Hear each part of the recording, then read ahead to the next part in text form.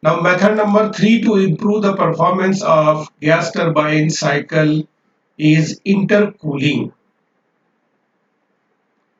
So once again, open cycle gas turbine is shown in figure 1 and corresponding representation of all the processes, ideal and actual, on PV and TS chart on figure 2. 1 to 2 isentropic compression, 2 to 3 isobaric heat addition, 3 to 4 isentropic expansion, and 4 to 1 isobaric heat addition. Sorry, rejection. Isobaric heat rejection. In the PV and TS chart, 1 to 2 dash represents actual compression and 3 to 4 dash represents actual expansion. Now in intercooling, what we do, we employ two-stage compressors as compared to the single-stage compression in open cycle gas turbine.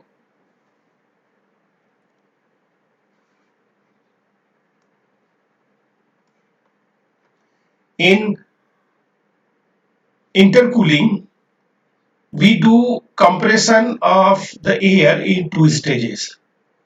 At stage 1, atmospheric air is sucked, low pressure, low temperature atmospheric air is sucked, and compression is done isentropically from 1 to 2. So compression during the process 1 to 2 will increase pressure as well as temperature.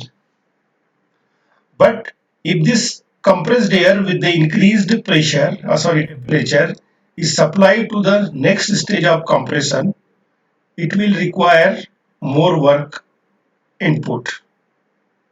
So ideal condition will be if we could supply this compressed air after first stage of compression with high pressure, no issue, but with the same pressure as it was sucked. That is, this T2 should be equal to T1 before entering to the high pressure compressor. So what we will be doing, we will be employing one heat exchanger which will take away the heat from this compressed air and we try to bring down its temperature T2 equal to T1. So any cooling media can be used to extract the heat of this compressed air after first stage of compression. And the process of intercooling or process of extracting heat from this compressed air is done isobarically, ideally. No pressure drop of the compressed air will take place. That is, P2 will be equal to P3, but T3 will be less than T2. And if this intercooling is perfect, I can expect T3, what will be the ideal condition of this temperature at T3? This T3 must be equal to T1 if perfect intercooling is done in this intercooler. So ideally T3 must be equal to T1. And if you get this, I can say it is perfect intercooling. Okay. Then 3 to 4, once again, compression is done isentropically. Pressure will increase and temperature will also increase. Okay. Now, here from at state 1, the pressure of the air is P1 and its pressure is increased in the first stage of compression up to some intermediate pressure. Let's say that intermediate pressure is Px. And in the second stage of compression 3 to 4, pressure is increased from Px to P2. That is the maximum pressure. Okay. Then 4 to 5 is isobaric heat addition in the combustion chamber. Only one combustion chamber is used. And 5 to 6 is isentropic expansion. in the turbine, it will produce work output. So LPC will require WLPC work input and HPC will require WHPC work input.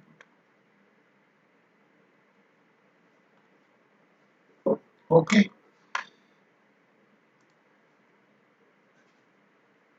So corresponding processes are explained or enlisted here. 1 to 2 isentropic compression in the low pressure compressor, 2 to 3 isobaric heat rejection in the intercooler, 3 to 4 isentropic compression in the high pressure compressor, 4 to 5 isobaric heat addition in the combustion chamber, and 5 to 6 isentropic expansion in the turbine, and 6 to 1 isobaric heat rejection. Now let us represent all these processes on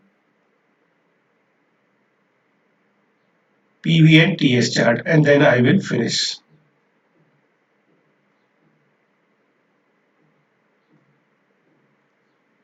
So one represent inlet condition to the compressor on PV as well as TS chart. So let's say this is initial pressure P1, this is final pressure P2, and this is intermediate pressure Px. Okay. So first 1 to 2 isentropic compression is done in low pressure compressor. It will require WLPC. Same process can be represented on TS diagram. 2 to 3 is intercooling, so temperature will reduce.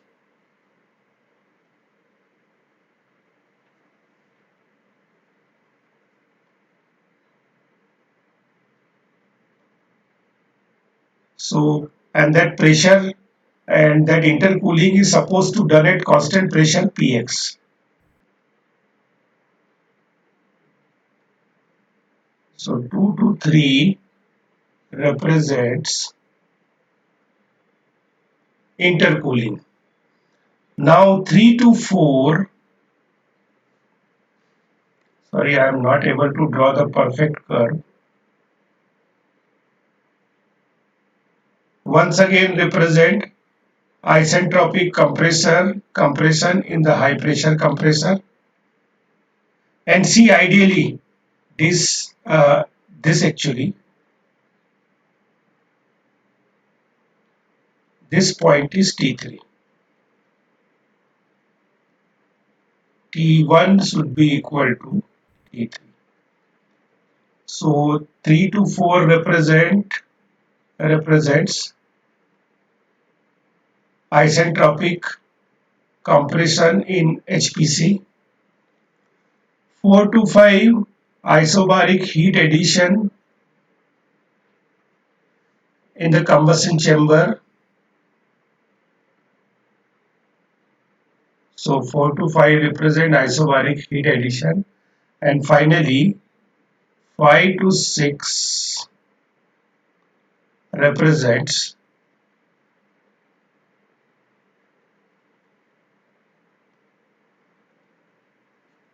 isentropic expansion.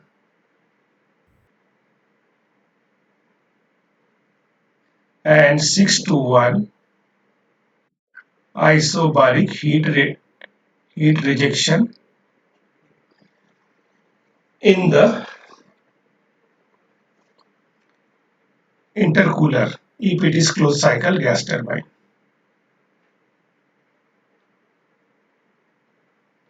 Now once again here point worth noting. Area under the curve on PV chart represents work output. So see what happened actually because of intercooling. Intercooling is process 2 to 3, this process. So because of this intercooling, this much extra work output we could save in compression, so that will be actually utilized by turbine. See what is happening, turbine is driving both these compressors, and if you could save the work input during the compression process, that saved work will be actually utilized to drive the generator. So because of intercooling, extra hatched area has been added to the PV on the PV plot 3 to 4, this one. Similarly, we have removed the heat. How much amount of heat we have removed because of intercooling? This much amount of heat we have removed because of intercooling. So intercooling will also increase the work output because we are requiring less work input to compress the air from low pressure P1 to high pressure P2 in multi-stage compression as compared to what we would have required to compress the same air from P1 to pressure P2 in the single stage compression. So I just put remarks here.